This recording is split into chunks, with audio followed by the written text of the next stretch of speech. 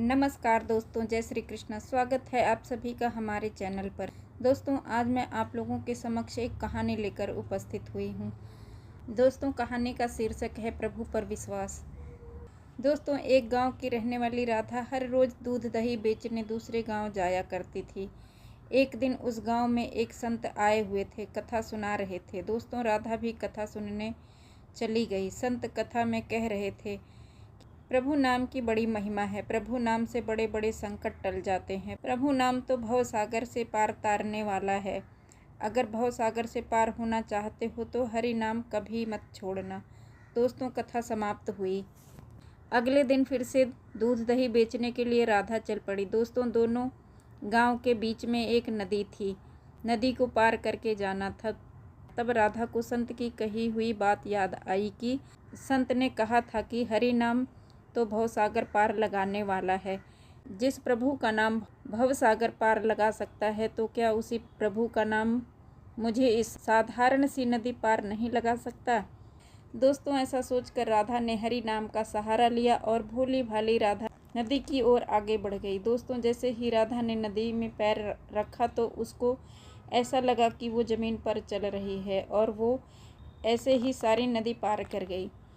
दोस्तों, पार पहुंचकर बहुत प्रसन्न हुई और मन में सोचने लगी कि संत ने तो ये बहुत अच्छा तरीका बताया इस पार से उस पार जाने का। रोज़ रोज़ नाविक को पैसे देने पड़ते थे।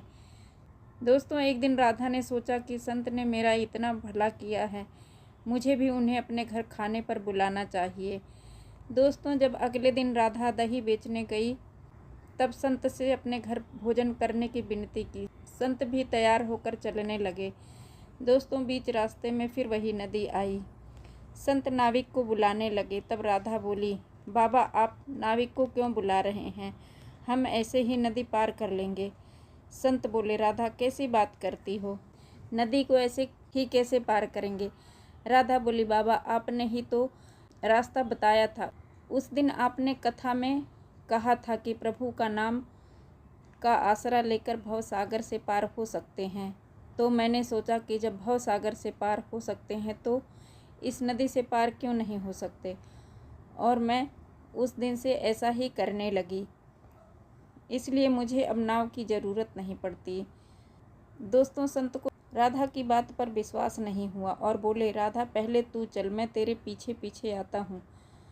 दोस्तों, राधा ने हर रोज़ की भांति प्रभु के नाम का सहारा लिया और पानी पर चल पड़ी। नदी पार कर गई। दोस्तों, संत ने जैसे ही पानी पर पैर रखा और छपाक से पानी में गिर गए। राधा ने देखा संत तो पानी में गिर गए हैं। तब राधा वापस आई और संत का हाथ पकड़कर चलने लगी।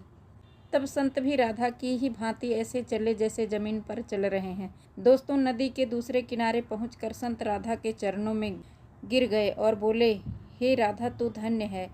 वास्तव में तूने हरि नाम का अर्थ जाना और अपने जीवन में अपनाया, और मैं जिसने नाम की महिमा बताई सबको, पर हरि का आसरा नहीं ले पाया।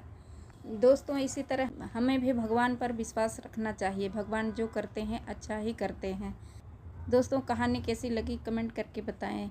लाइक और सब्सक्राइब ज़रूर करें। धन्यवाद दोस्तों। जय श्री कृष्ण।